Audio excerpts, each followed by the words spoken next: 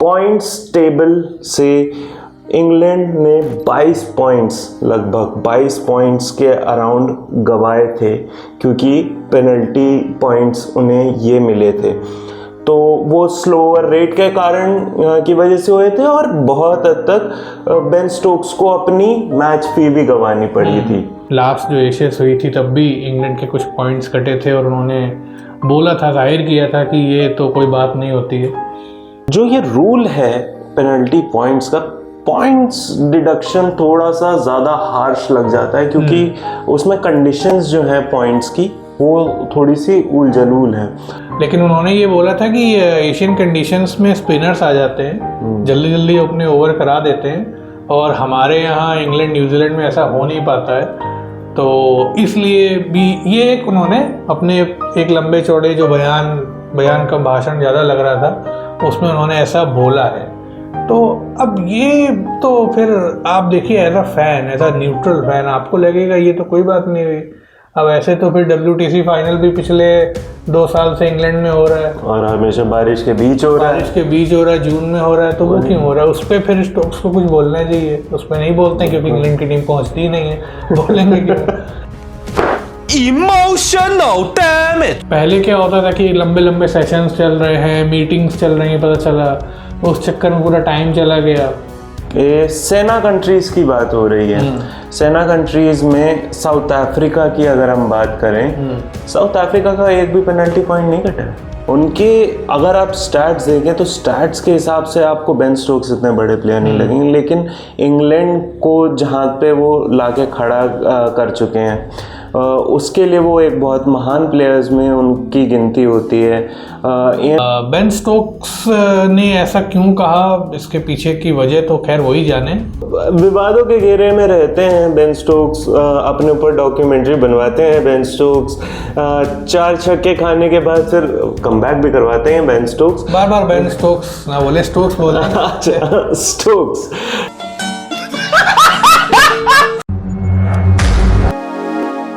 ICC World Test Championship अपने चरम पर है और बहुत सारी चीजें नजर पे आ रही हैं, लेकिन उस चीज से पहले हम ये डिस्कस कर लें कि न्यूजीलैंड का क्या हुआ। न्यूजीलैंड अभी रेस से बाहर होते हुए दिखाई दे रही है, और वहीं पर भारत, ऑस्ट्रेलिया और साउथ अफ्रीका बहुत हद तक रेस में दिख रहे हैं। आगे बढ़ते हैं तो बेन स्टोक्स ने एक स्टोरी डाली हाल ही में, जिसमें उन्होंने बोला कि आईसीसी से उन्हें एक जवाब चाहिए कि ये पेनल्टी पॉइंट्स क्यों लगाए जा रहे हैं। इन्हीं बातों पे चर्चा करेंगे कि स्लोअर रेट क्या होता है, पेनल्टी पॉइंट्स क्यों लग रहे हैं इसके ऊपर, और साथ ही साथ स्वागत करेंगे आप सभी का क्रिकेट टाइम्स के पॉडकास्ट में, जहां पर मैं हूं आकाश विद माय कलीग अक्षत गौर, और आज डिस्कशन होगा slower rate and WTC points की पेनल्टी पर। WTC बहुत ही विवादास्पद साइकिल रहता है हमेशा वर्ल्ड टेस्ट चैंपियनशिप का। पिछली बार एकदम से परसेंटेज पॉइंट्स एनरोल करवा दिए गए थे कि अब इससे डिसाइड होगा। उस टाइम पे भी बहुत सारी चीज़ें निकली थी कि जो आईसीसी के सरगना है, सरदार हैं वहाँ पर, उन्होंने कुछ अपनी टीम को अंदर करने के लिए करा क्योंकि उनकी टीम ज़्यादा खेल नहीं पा रही थी। ऐसे बहुत ज़्यादा विवादास्पद बयान भी आए थे सुनने में। लेकिन इस बार की जो मेजर चीज़ है वो ये है कि पॉइंट्स टेबल से इंग्लैंड ने 22 पॉइंट्स, लगभग 22 पॉइंट्स के अराउंड गंवाए थे, क्योंकि पेनल्टी पॉइंट्स उन्हें ये मिले थे। तो वो स्लोअर रेट के कारण की वजह से हुए थे, और बहुत हद तक बेन स्टोक्स को अपनी मैच फी भी गंवानी पड़ी थी। तो इसके बारे में पहली आपकी क्या प्रक्रिया थी? देखिए, वर्ल्ड टेस्ट चैंपियनशिप ऑब्वियसली एक बहुत ही क्रूशल एक तरीके का टूर्नामेंट आप बोल सकते हैं। टेस्ट का इकलौता टूर्नामेंट है वर्ल्ड क्रिकेट में जो अभी चल रहा है। 2 साइकिल हुई हैं, इंडिया का परफॉर्मेंस अच्छा रहा है दोनों साइकिल्स में। फाइनल पहुंचे लेकिन जीत नहीं पाए, अलग बात है। अभी अगर हम लोग करंट विषय पे आए कि स्लोअर रेट ऑफेंस जो लगता है टीम्स पर, और उसके बाद जो पेनल्टीज का दौर एक तरीके से आता है, पॉइंट्स कटते हैं WTC के, मैच फीस कटती है प्लेयर्स की, टीम्स की इनफैक्ट। तो इन सब चीज़ों को लेकर देखिए प्लेयर्स के अलग अलग राय हैं, कुछ एग्री करते हैं, कुछ डिसएग्री करते हैं। मे भी शायद जब उनके खिलाफ होता है तो वो शायद डिसएग्री करते हैं। और अगर बेन स्टोक्स की बात करें तो देखिए बेन स्टोक्स ऐसे प्लेयर हैं जो बहुत वोकल हैं अपने क्रिकेट को लेकर, अपनी बातों को लेकर, और पहले भी अपनी प्रतिक्रियाएं वो दे चुके हैं। लास्ट जो एशेस हुई थी तब भी इंग्लैंड के कुछ पॉइंट्स कटे थे और उन्होंने बोला था, जाहिर किया था कि ये तो कोई बात नहीं होती है। खैर ये तो बेन स्टोक्स की प्रतिक्रिया है। कुल मिलाकर देखिए बात यह है कि ऐसा किया क्यों गया। ऐसा इसलिए किया गया ताकि एक फेयर प्ले सारी टीम्स को मिले और जो फैंस हैं उनको भी रिजल्ट मिले बेसिकली। ऐसा पहले क्या होता था कि लंबे लंबे सेशंस चल रहे हैं, मीटिंग्स चल रही हैं, पता चला तो उस चक्कर में पूरा टाइम चला गया, 90 ओवर नहीं हो पाए एक दिन में जो होते हैं आइडियली। और उसके बाद क्या होता है कि चौथे पाँचवें दिन तक कोई रिजल्ट निकलता नहीं है और टेस्ट मैच ड्रॉ हो जाते हैं। फिलहाल जब से ये WTC आई है, अगर आप देखें WTC में रिजल्ट्स ज़्यादातर टेस्ट मैचेस के देखने को मिल रहे हैं। तो उसका कारण यही है कि जो ICC ने जो रूल्स बनाए हैं कि भाई अगर आप खेलो तो उस नियम और उस कायदे से खेलो, और ओवर रेट बहुत ज़रूरी है। ओवर रेट और ओवर रेट को जाहिर है अगर आप उस पर ऑफेंस करोगे तो जो कुछ पेनल्टीज़ हैं वो आप पे लगेंगी। बेन स्टोक्स ने ऐसा क्यों कहा, इसके पीछे की वजह तो खैर वही जाने, लेकिन उन्होंने एक्सप्लेन यही किया है।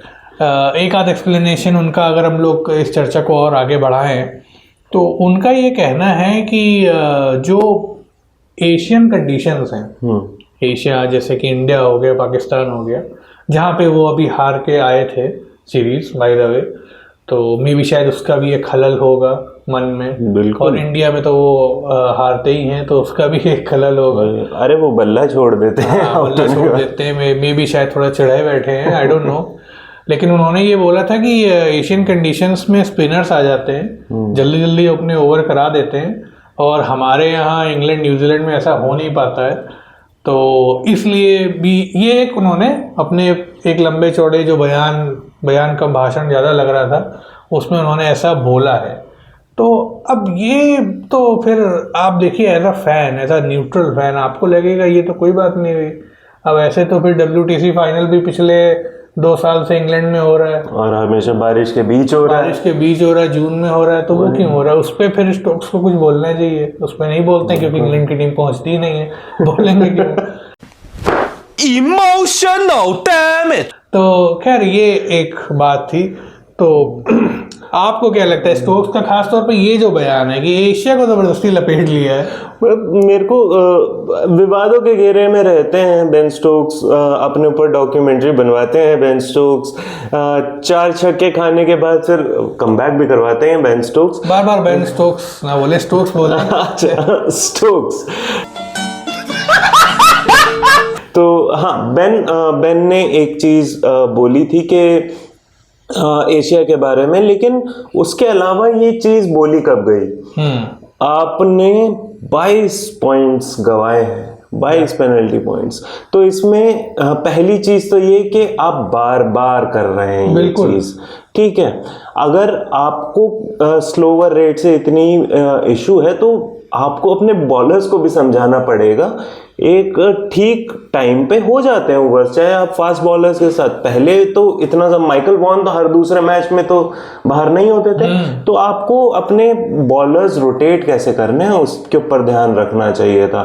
आप जिमी एंडरसन को खिला रहे हैं, जिमी एंडरसन बहुत स्लो ओवर्स डालते थे, ठीक है। तो जिमी एंडरसन भी बहुत स्लो ओवर्स डालते थे, स्टुअर्ट ब्रॉड भी साथ में खेल रहे हैं, वो भी स्लो ओवर्स डालते थे, तो एक रेट तो आपका गिरेगा ही उस पे।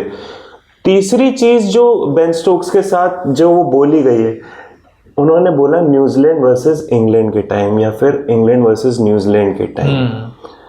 तो जब यही 2 कंट्रीज खेल रही हैं तब वो कैसे बोल पा रहे हैं? वो इसलिए बोल पा रहे हैं क्योंकि उनके रूट्स जो हैं वो न्यूजीलैंड से हैं और इंग्लैंड से वो अभी खेलते हैं। उनकी कर्म भूमि है ब्रिटिशर्स की, बरतानिया हुकूमत के अंदर इंग्लैंड। तो वहाँ पे जब आप खेल रहे हैं, न्यूजीलैंड में फास्ट बॉलर्स चाहिए होते हैं, इंग्लैंड में फास्ट बॉलर्स चाहिए होते हैं। फास्ट बॉलर्स तो चाहिए होते हैं ऑस्ट्रेलिया में भी।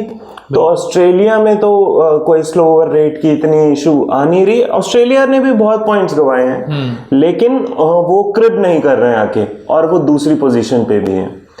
एक और चीज आती है कि इंडिया ने तो 100 के 100 अपनी 100% मैच फी गंवा रखी है एक बार को। तो इतने बहाने हैं ये सब कि आपकी कमजोरी है। पहले आपका वो बेसबॉल नहीं चला, फिर आप क्या कहते हैं आके बॉल्स के ऊपर बोलने लग गए, पिचेस के ऊपर बोलने लग गए।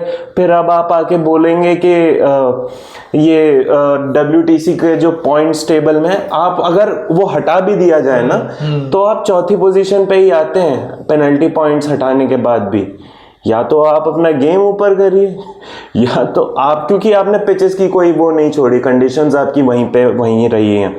तो बेन स्टोक्स का आई don't think so lash out करना ICC पे ये मुनासिब होता कि अगर आप रूल्स चेंज कर रहे होते ICC एकदम मिड साइकिल में। लेकिन तब भी BCCI में से भी किसी ने नहीं बोला सिर्फ एक ही इंसान ने था, वो थे विराट कोहली। उन्होंने सिर्फ ये बोला कि जैसा है, जैसा कर रही है ICC वैसा देखा जाएगा, लेकिन ये मुनासिब नहीं था कि रूल्स चेंज करने पड़े। उसके बाद तो फिर मेरे को नहीं लगता कि ये इतना बड़ा बखेड़ा बनना चाहिए था। स्लो ओवर रेट का रूल अगर बताया जाए तो सर अगर आप बताएं स्लो ओवर रेट का रूल, पर आवर में 15 ओवर्स डालने की अनुमति है। इससे कम डालते हैं वो सेशन टू सेशन काउंट होते हैं, कैलकुलेट होते हैं। उसके हिसाब से अगर वो उस टाइम पे नहीं डालते हैं तो पूरे दिन के ओवर्स 85 से 90 के बीच होने चाहिए। उतने अगर हुए तो आप पे स्लो ओवर रेट का चार्ज नहीं लगता, और 30 मिनट की एक्स्ट्रा टाइम भी मिलती है आपको कि आप वो पूरी कर दें। अगर आप इसमें भी स्लो ओवर रेट को पूरा नहीं कर पा रहे हैं तो जो पेनल्टी होगी वो आप पे चढ़ाई जाएगी। अब ICC ने एक और कैच दिया था, वो आप बता दीजिए सर।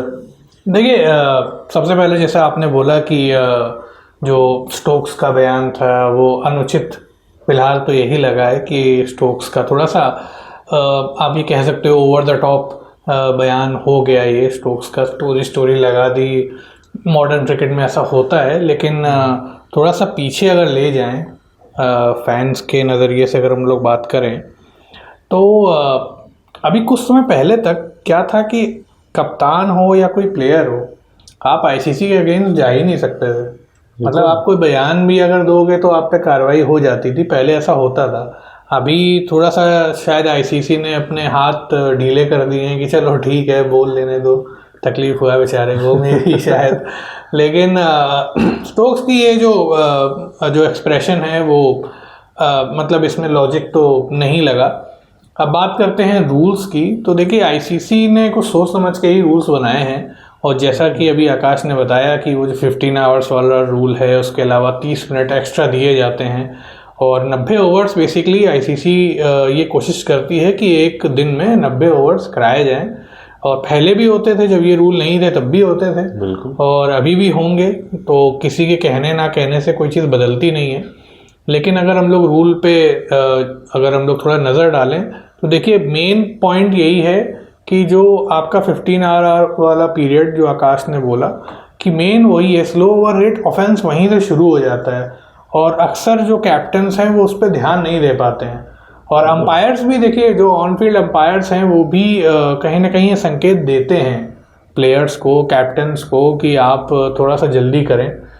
लिमिटेड ओवर्स में देखिए एक और चीज़ हो गई है। अब जैसे अभी तो हम लोग खैर टेस्ट की बात कर रहे हैं, लेकिन लिमिटेड ओवर्स में जैसे पावर प्ले है, और उसके अलावा अगर मान लीजिए फील्ड स्प्रेड है तो आपको एक फील्डर अंदर बुलाना पड़ेगा मजबूरन। तो इस तरीके की चीज़ें वाइट बॉल क्रिकेट में देखने को मिल रही हैं due to slow over rate offence. और टेस्ट क्रिकेट में भी अब ये चीज़ आ गई है।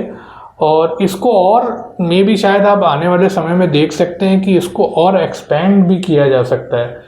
फिलहाल जो करंट रूल्स हैं, अगर थोड़ा सा उस पर और एक्सपेंड अगर हम लोग करें उस नज़रिए को, तो आप कुछ और पॉइंटर्स गिनाना चाहें अभी? हाँ, कि अगर स्लो ओवर रेट चल रहा है और सामने वाली टीम को आपने 80 ओवरों से पहले ऑल आउट कर दिया, यानी कि नई बॉल लेने से पहले ऑल आउट कर दिया है, तो आप पे स्लो ओवर रेट का चार्ज नहीं लगेगा अगर आप ओवर स्लो रेट पे भी डाल रहे थे तो। बेन स्टोक्स ने अपने उसमें यही कहा था कि जब 10 घंटे बचे हुए हैं मैच ख़त्म होने में, उसके बाद भी दोनों टीम्स के ऊपर स्लो ओवर रेट के पेनल्टी पॉइंट्स दिए गए हैं, तो भाई साहब आपको 80 ओवर से पहले ऑल आउट कर देना चाहिए था। बिल्कुल।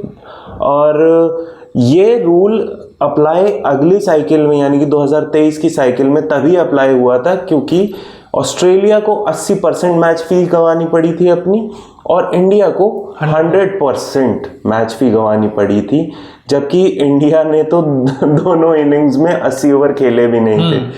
तो वो एक दर्दनाक मैच था। लेकिन फिर भी जब आप देखेंगे रूल्स के ऊपर, तो आईसीसी ने अमेंडमेंट्स किए थे, बिल्कुल अपने हिसाब से किए थे, बजाय कि क्रिबिंग सुनने के। अगर आपको रूल्स के हिसाब से खेलना है तो पहले तो 6-6 दिन के टेस्ट मैच हुआ करते थे, एक दिन रेस्ट डे हुआ करता था। एक दिन रेस्ट डे लेने वाली अभी नौबत नहीं आनी चाहिए, क्योंकि 6 दिन का तो पूरा का पूरा WTC फाइनल ही डिज़ाइन किया जाता है अगर एक दिन बारिश होती है तो। खैर, आगे बढ़ते हैं एशिया वर्सेस सेना कंट्रीज। ये एक बहुत बड़ी डिबेट उठाई गई और हमेशा से चलती आ रही कि एशिया में तो फास्ट बॉलर्स कम बॉल डालते हैं, तो पाकिस्तान में डालते थे भाई। पाकिस्तान के पास ट्रायो था, वो तो स्लो ओवर रेट के कारण इतना कुछ हुआ नहीं, वो तो बॉल पुरानी करके आपको आउट करते थे। तो उसके ऊपर भी तो आपको बोलना चाहिए था कि एशिया में फास्ट बॉलर्स भी डालते हैं बहुत हद तक बॉल। हाँ बिल्कुल। और स्टोक्स ने जैसा अभी जो जिस बात पे आकाश थोड़ा सा लाइट दे रहे हैं, वो यही है कि स्टोक्स ने जो अभी बयान दिया है, उनके बयान में से एक जो पार्ट है जिसको पहले हम लोग ने अभी शॉर्टली में डिस्कस किया था, वो यही था कि वो जो एशिया को बीच में ले आए ज़बरदस्ती, इसकी कोई आवश्यक्ता नहीं थी। आवश्यकता तो खैर उस बयान की भी नहीं थी ओवरऑल।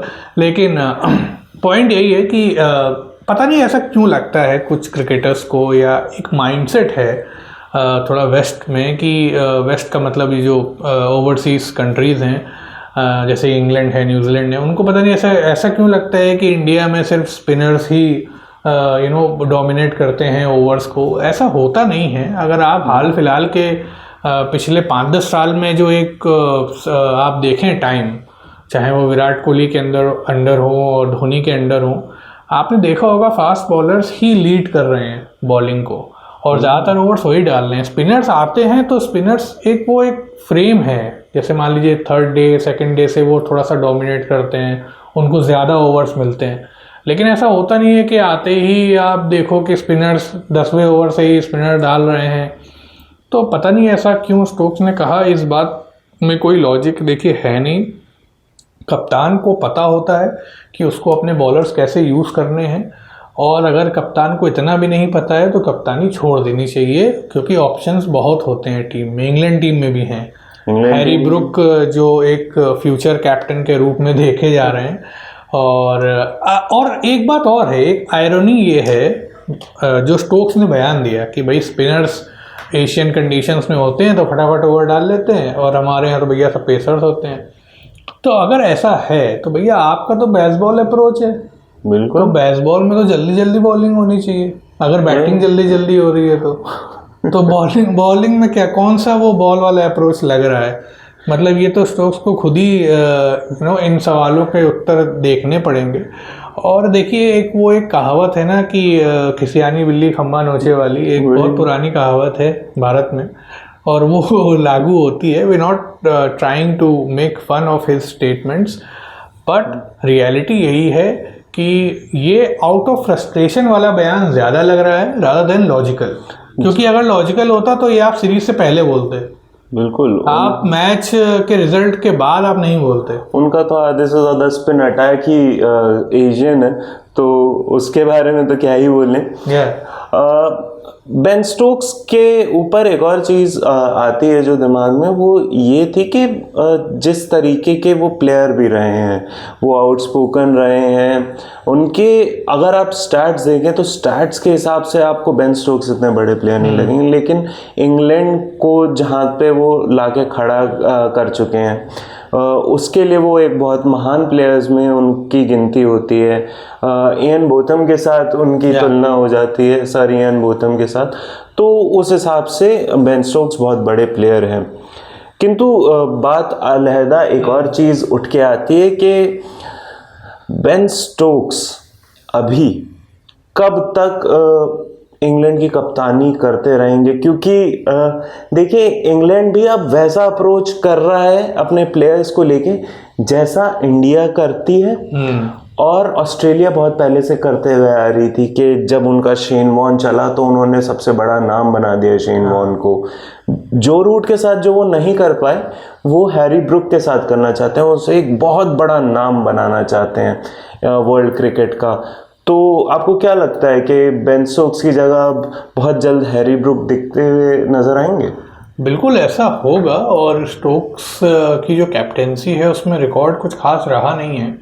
लोगों ने ऐसा बोला था before Stokes was appointed as a captain कि जब रूट कप्तान थे तो थोड़ा सा एक डाउन फेज आया था और ऐसा बोला गया था कि बड़ा धीमे खेलती है इंग्लैंड। फिर स्टोक्स आए, फिर इधर से मैकैलम आए, कुछ शुरुआत बड़ी अच्छी रही कि एकदम ऊपर पहुँचे, लेकिन द मोमेंट दे टूर्ड इंडिया उनकी बेसबॉल की सारी हवा निकल गई और इधर से एक जैस वॉल करके एक हवा आ गई थी, जो कि इंडिया को एक राइजिंग क्रिकेटर हैं यशस्वी जायसवाल जिनकी हम बात कर रहे हैं, उन्होंने कहीं ना कहीं वो एक हवा निकाल दी और एक वो इंग्लैंड को भी एक आईना दिखाया कि बेसबॉल नामक कोई चीज़ ऐसी है नहीं।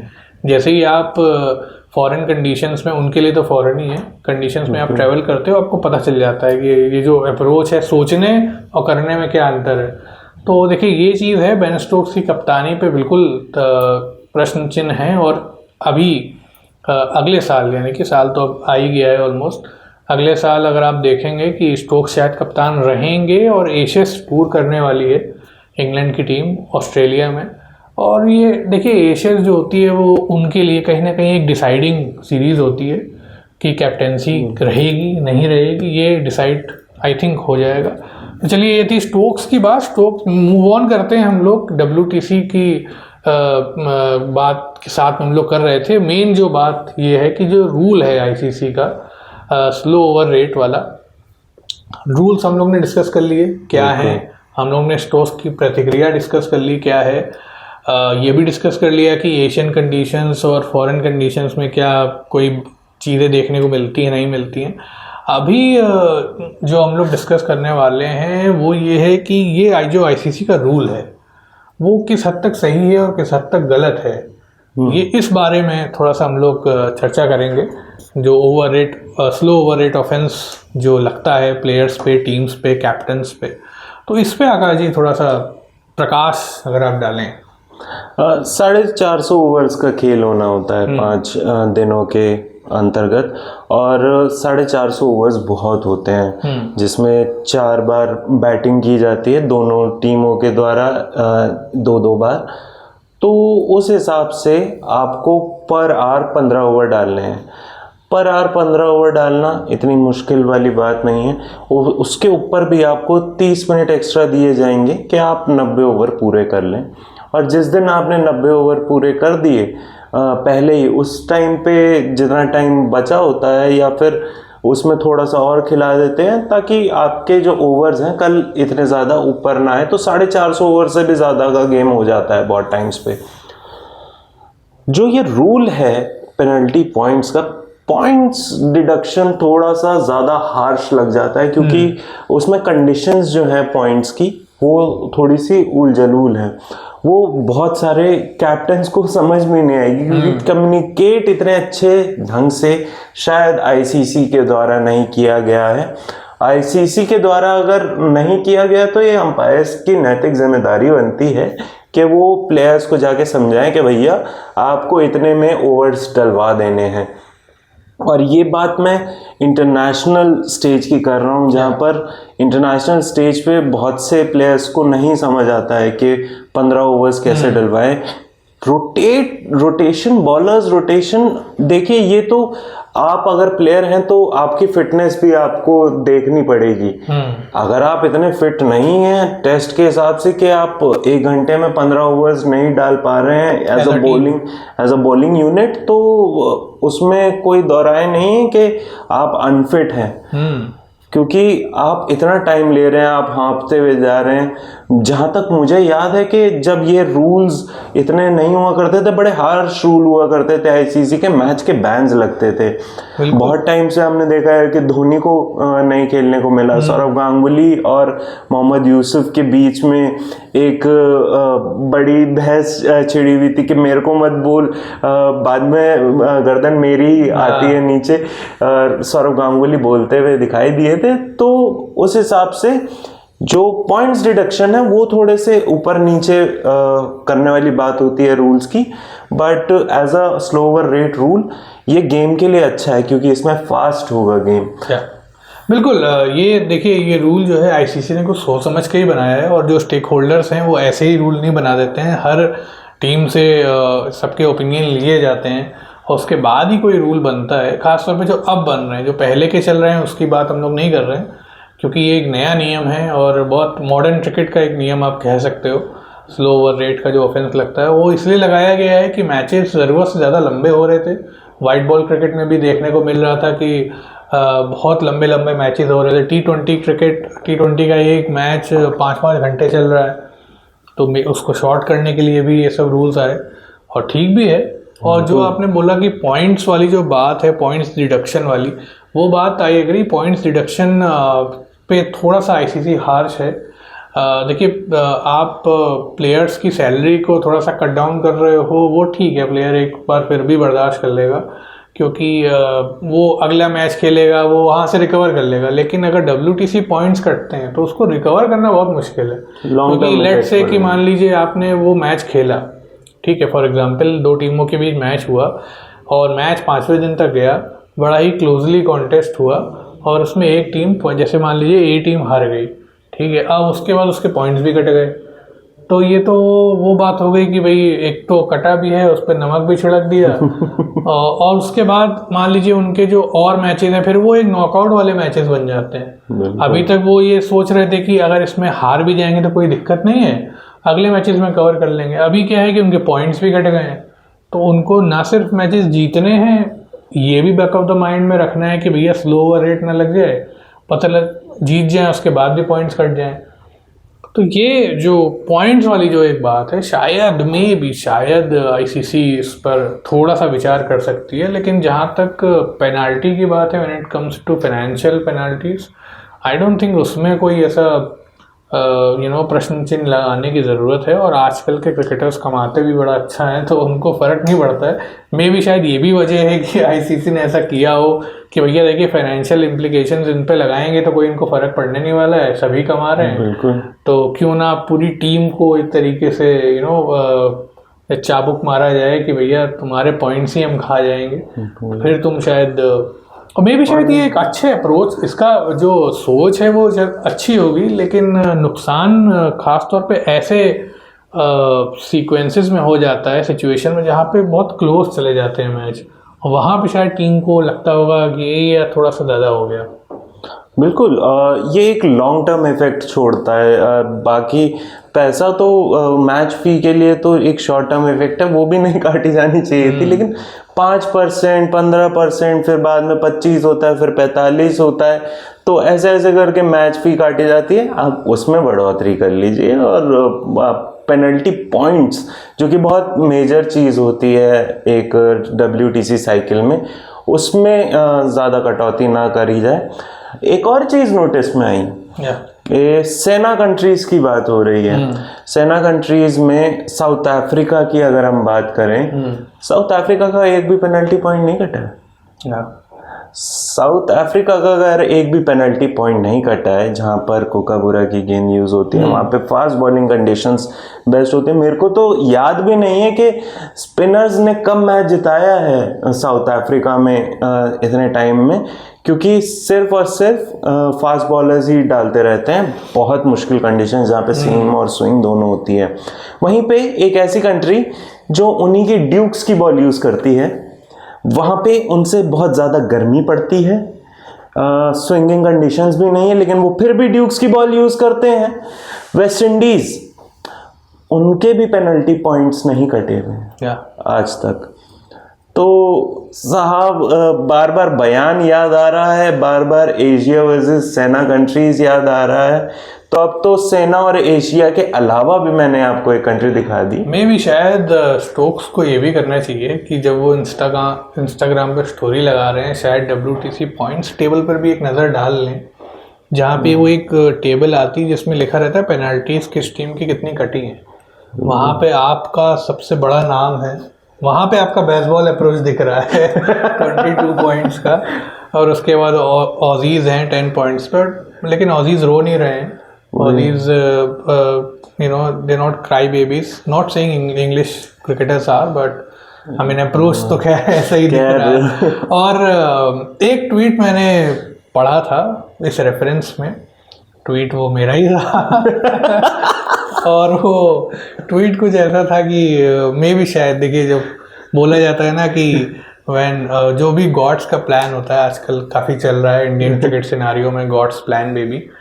तो गॉड्स प्लान ये था कि बेन स्टोक्स का जन्म होगा क्राइस्टचर्च में, न्यूजीलैंड में, एंड वो इंग्लैंड के लिए खेलते हुए नज़र आएंगे।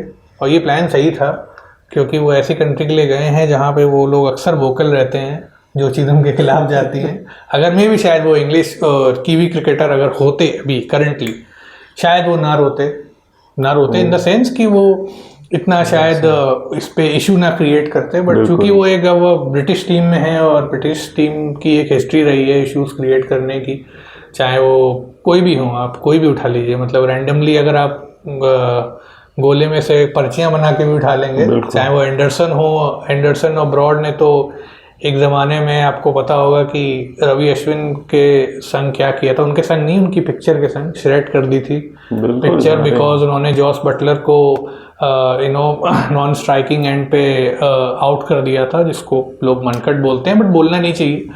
खैर, तो इंग्लिश क्रिकेटर्स की ये हिस्ट्री रही है कि वो जो भी उनके अकॉर्डिंग चीज़ें नहीं होती हैं, वो उस पर अपनी वो छाप छोड़ देते हैं कि भैया ये तो गलत हो रहा है। लेकिन ये देखिए, सबके संग हो रहा है, ये सिर्फ आपके संग नहीं हो रहा है।